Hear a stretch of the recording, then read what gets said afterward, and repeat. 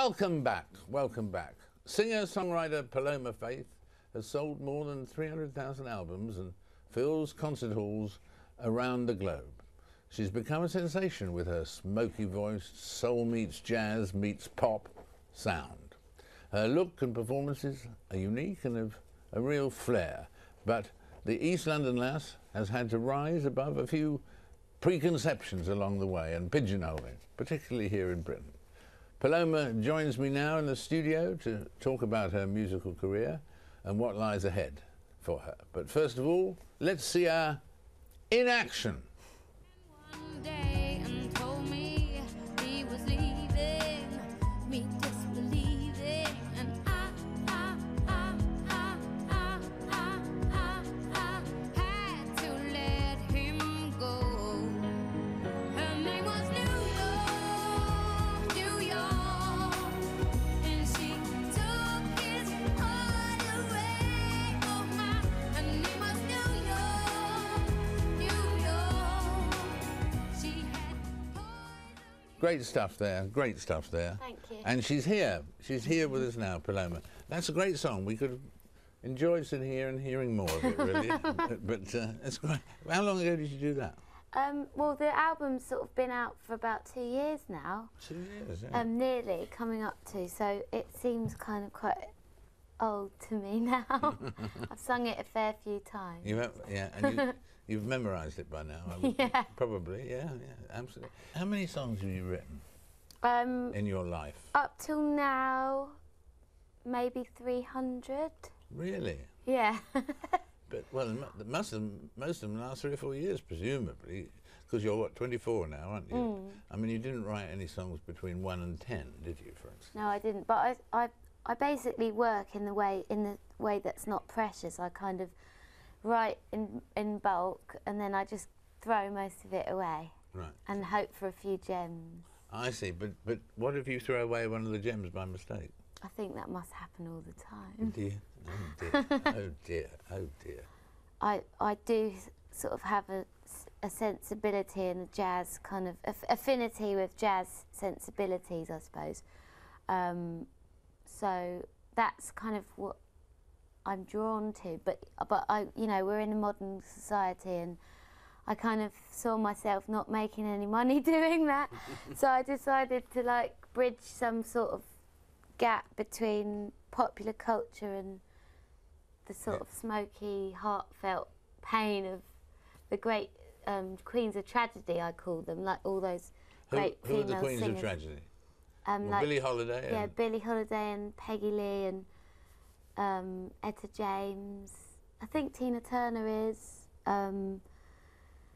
Just Ella Fitzgerald, like all those great. Edith Piaf is one. Is your your Cockney accent, is that a big plus, a big help, or do some people in America or in France or Beirut, do they not understand you? Well, I'm tempering it down a bit. I'm quite adaptable because I speak 3 languages, so I sort of understand what it is to not be able to communicate and how to adapt the way I speak, like depending on who I'm talking to. So I don't feel that I don't feel like I'm talking normally with you in this context because I'm sort of trying to be understood, if you know what I mean. But at home it's terrible. I've got the worst mouth ever. But yeah, at times it's been sort of slightly, I've faced a little bit of prejudice about it in the past. I think as well because I've always been quite academic, and I guess in like my sort of student days often people sort of preconceive that because of my accent I might not be able to be as intellectual as the next person who speaks a posh accent or whatever. And that's happened to me a few times in a few different institutions. I find it quite bizarre when people like Janet Street Porter exist, and they're real inspirations, I think. To you? Yeah, because they're completely like unaffected by that expectation, but yet are great minds. Yeah. And when you've written something that you think is terrific, do you know straight away that's a hit, what I just wrote, but yesterday's no good, but today's stuff is a hit? No, I have. Do you know that or I not? have no idea what a hit is, and if I'm being honest, essentially I haven't really had a hit. I've had a hit album, but I haven't had a hit song yet, and I feel like kind of what I've achieved with just with an album of, you know, songs is really exciting, and it's kind of fueled me to be more excited about my next album, because I've learned a lot along the way, and I feel like the new songs I've been writing are much stronger. Hopefully I'll be able to have a hit this time. Won't that be nice? Yeah. That would be lovely. It'd be something to an achievement, wouldn't it? Yeah. And I mean, you're busy, you're running around the world and so on and so forth. You're having you couldn't have a better life, really, could you? I think it's amazing. Like, the only thing I'd like is the security of my own property, but the rest is just amazing. I'm making 2 films at the end of the year, which is exciting as an actress, because I do acting as well. You do a lot of acting too, don't you? Yeah, so do you act with the Cockney accent, or do you... I change it depending on the character. Do you speak posh? I'm quite good at posh and northern accents. Oh, northern British. Love, are you? Yeah. So you're versatile, really, aren't you? I tried to be. Yeah. It's a great pleasure to, and I think we'll meet again. It sounds to me as though you're set. You're aiming for the stars, aren't you, really? I am. Nowhere else to be, is there? Nowhere else. Thanks a million. Thank you. Our thanks there to Paloma Faith. Now, representatives of Palestinian factions met in Cairo earlier this week to mark a landmark reconciliation agreement, or deal. President Mahmoud Abbas announced the deal between his party, Fatah, which governs the West Bank, and Hamas, which governs the Gaza Strip.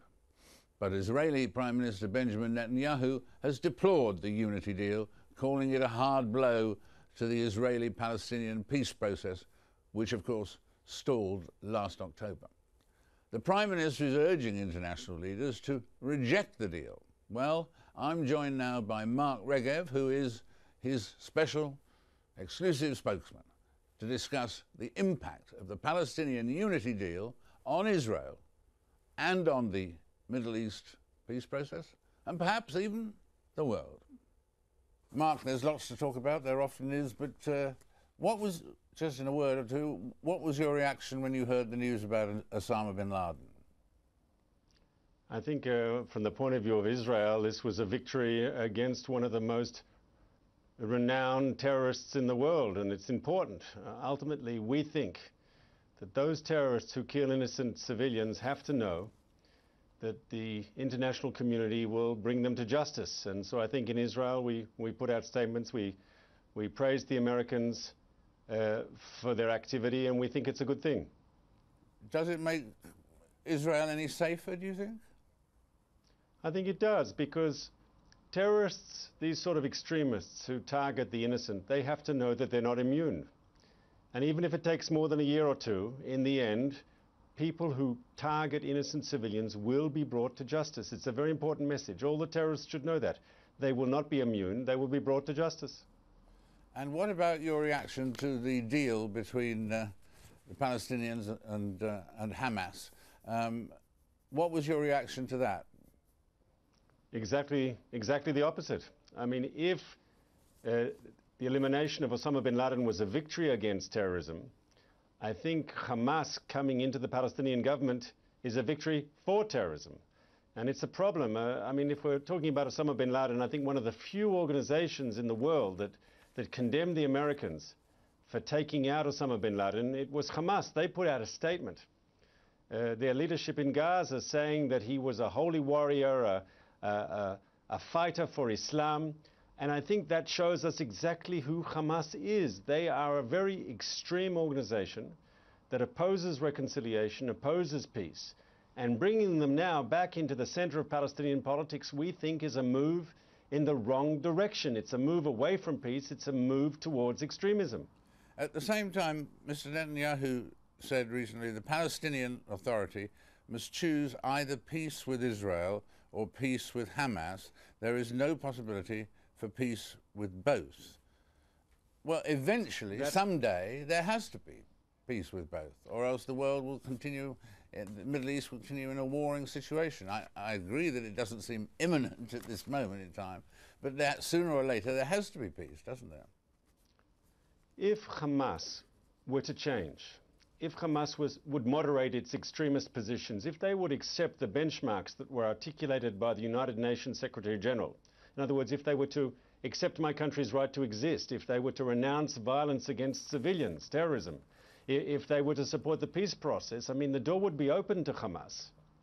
But unfortunately, Hamas seems to be stuck in a very extremist, confrontational, hateful agenda.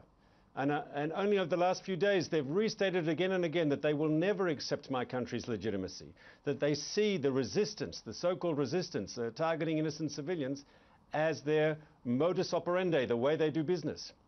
And an unreformed Hamas, a Hamas that refuses to moderate its positions, is the enemy of everyone who wants to see peace in the Middle East. What about the meetings that your Prime Minister has been having in London and now Paris as we speak? What reaction have you had from other governments? I think there's strong international consensus on the issue of Hamas. Ultimately, those three benchmarks that I referred to a moment ago that were articulated by the United Nations, they are held very strongly in the international community. Most governments agree with us and do not agree to talk to Hamas. In fact, Hamas, under European law, under Canadian law, under American law, under Japanese law, under Australian law, is considered a terrorist organization. And so most of the international community shares our view of Hamas. I mean, this is a very brutal, extreme organization and is seen as such.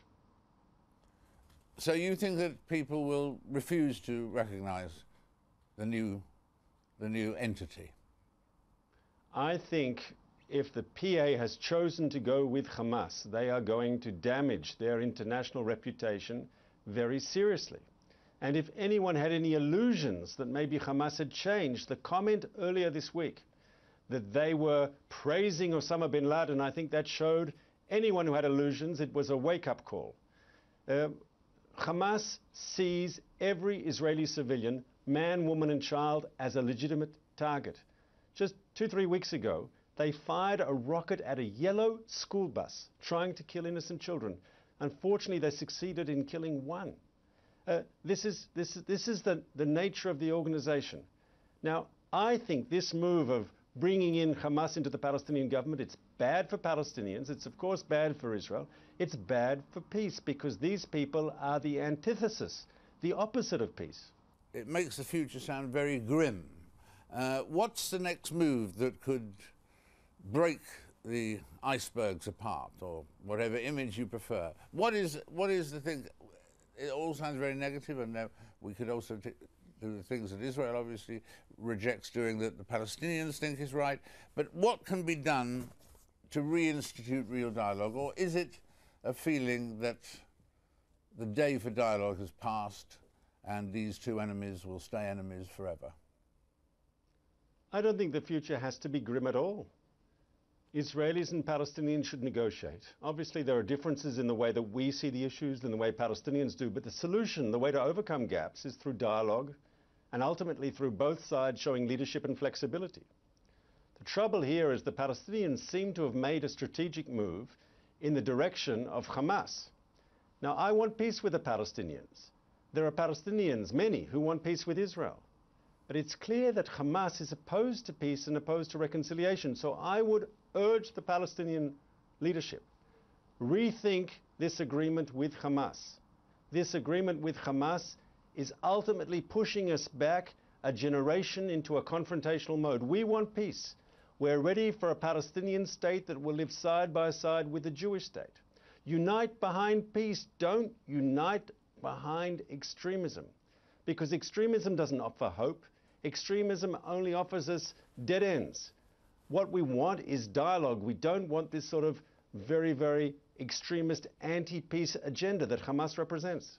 Most of us remember Gaza, most of all, not just for what Hamas has done, but of course for the deaths that were caused by the Israeli invasion. That was the real obscenity that has occurred in Gaza, wasn't it? But that was a conflict that we never wanted. And that was a conflict I don't think the people of Gaza wanted.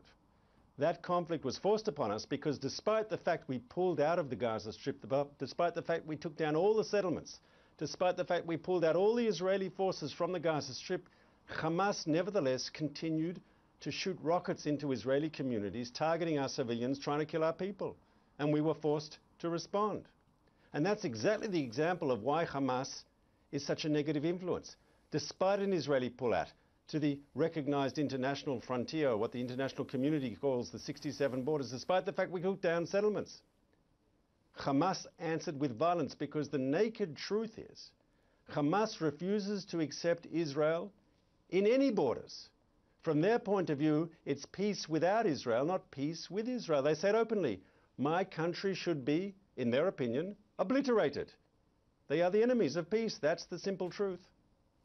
Well, peace, I think, is going to remain pretty elusive at the moment, but we do thank you, Mark, for joining us once again. Thank you very much indeed. Always my pleasure. Also very much in the news this week, voters across the UK went to the polls in a series of local and national elections, as well as a referendum, that could have changed the way members of Parliament are elected. So, what's wrong? What's so wrong with Britain's current voting system?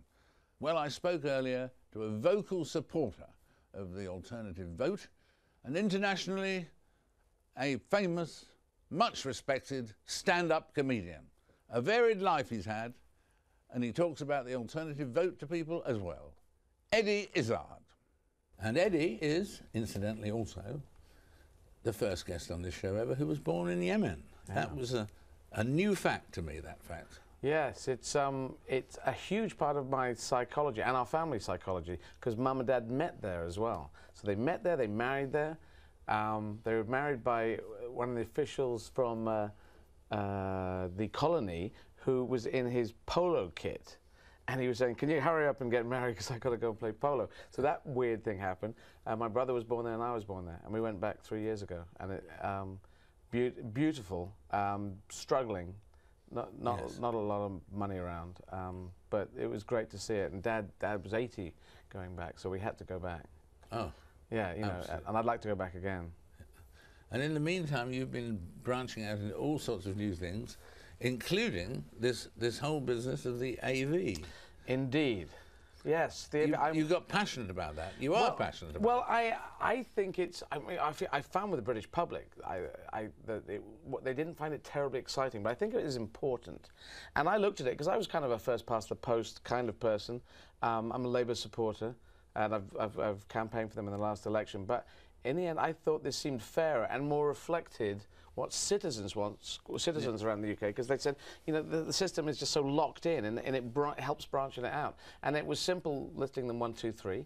And people, when you explain to people, you just list first preference, second, third preference. What's the advantage, wherever it is in the world that it could pop up in New Zealand or wherever, what's the advantage to you of a system called the alternative vote rather than first past the post? What's the big advantage? I think it makes MPs work harder for their constituents, better for citizens, because they don't have to just look at their core support. They have to talk to everyone, to encourage everyone to say, could you please put me down as a second choice vote? If not, they're going to lose their seat. So I think it's better for citizens. It spreads the politics wider and just works better for us. Have you ever been tempted to go into politics yourself? Yeah, I'm going into politics. You are, definitely? Yeah, I've already announced that. I announced that 3 years. It's a bit old news, but yeah, I'm going to stand. It's sensational because we've forgotten from 3 years ago. Yes, I know. Now, if you say now, for the first time, that would do unfortunately, I've already just been. I've been talking about it because I announced in 2008 that I was going to stand, because I've been campaigning for some time, and but it's in 9 years' time, so you're going to have to hold your breath, set your stopwatches. 2020. How have you calculated 9 years? I just work in big. I'm a transvestite with a career. You've got to plan ahead. I do marathon running. I'm doing my gigs in French in Paris. I've got to do them in German, and I want to do Russian, and I have things to do in the next 9 years. So I spent, you know, a creative career. I spent years getting my creative career going. I'm doing dramas and comedy, and I just don't want to turn that off. I've spent so long trying to get it going. And how important is the transvestite part of it, in fact? Well, I am a transvestite, but it's got nothing to do with my work. So it's good that it's. Well, that's just for pleasure, you mean, really? Well, no, that you can't term it that way. It's like saying one's sexuality is for pleasure. I think sex is for pleasure. Sexuality is how you, is your genetic makeup, your chromosomic makeup. How that exactly works, I don't know. But I was being honest by telling people that I was a transvestite, so when I was 23. So that was good, because I think honesty is a pretty good thing. And in terms of on arriving in France or somewhere, what profession do you put? I mean, I'm playing Paris in French at the moment. I'm doing hopefully 3 months of gigs all in French, which has not been done by English people before. And they're laughing, but they do like a bit of administration in France. I don't think they like it, but it's built into their system. More administration than we have, more bureaucracy that's form filling in, and they're slightly slow to get rid of that. I'm not quite sure why that's in their psyche, but I love being in France, working there. And also, of course, another separate, different thing that you've had is that you have had dyslexia. Has that affected your writing? I think it makes me. I think a lot of creative people are dyslexic. I think you kind of think slightly more sideways than up and down. I think Michael Heseltine was dyslexic. Yeah, is he dyslexic as well? There's a number of. I mean, that's a politician. But I think in whatever walk of life, I think if you're dyslexic, you are going slightly more laterally than necessarily vertically and doing things in a logical way. You do it in a slightly different logical, or diagonal logic. And I was doing really bad spelling, phonetic spelling, playing I Spy. That's, I think, one of the clues. If you're playing I Spy in the car, going along, and someone's saying C, what was I saying? S for ceiling, and K for carpet. These were the ones I was doing. And they seemed quite logical to me. Because then if you look at our letters, you need a K and you need an S. You don't need a C, because the C pretends to be a K or an S. But we have it in because it's English and we haven't questioned it. So are you're going to go on concentrating on the one-man shows and the ad-libbing with an audience and all of that stuff? I'll be doing gigs in French. I'm playing Hollywood Bowl on July the 20th. And in English, so? In English. First stand-up to go and do that. Don't try French at the Hollywood Bowl. It wouldn't work. But Hollywood Bowl's a good gig to play, isn't it? Oh, great gig. I played Madison Square Garden last year, Hollywood Bowl this year, and... Where have you got left? The Vatican? Perhaps. No, I don't play Vatican. No, there's arenas have started happening in stand-up. There's about 10 different comics in the UK playing arenas, so the whole top end of comedy is taken off this way because they're playing 10,000 seaters and so. We haven't really focused on the movie. I mean, the movie acting is going very well, isn't it? It's getting better and better. I've just done Treasure Island for Sky Television. I think that's going to be a very good one coming out of Christmas, and another film called Lost Christmas for the BBC. So they're really good dramas. I'm really getting my teeth into that, because doing surreal comedy and drama at the same time is quite odd. Had to persuade 2 different sets of agents to swing with it, because, but I love doing it. I'm ambitious, but I want other people to do things as well. I want to encourage other people to go for it, to play America, to do gigs in other languages, and I think our world is our oyster. I want a European dream. I love the idea that America's got an American dream. Why can't we have a European dream? So hopefully I'm living the European dream right now. Yeah, living the European dream. And he's going to go on doing that, living the European dream. Thank you very much for being with us, Eddie. Thank you for all your campaigning. No problem. And even though it was always likely that AV wouldn't prevail, you can go on fighting the battle. I will fight for... I think it's fairness. That's the centre of what I try to fight for. Thanks a million. Cheers. Well, thanks to Eddie Izzard and to all of our guests this week. Do join us again in 7 days' time for another edition of Frost Over the World.